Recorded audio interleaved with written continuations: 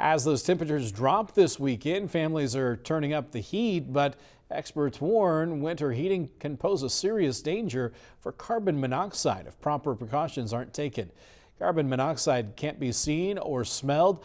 Health officials say it's crucial to stay vigilant during the cold months, as there are several ways carbon monoxide can sneak into your home, like running furnaces in vehicles and garages, and using grills indoors, or even turning on stoves.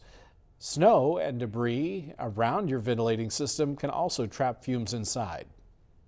Sometimes we don't realize that our children go over and they turn the knobs on the gas oven, or you thought the stuff was cleared away from the venting system outside, but they were playing with something and they've propped something up against it, not even realizing what they've done. So it's always good to just do that secondary check to make sure everything is cleared, especially when you know bad weather is coming.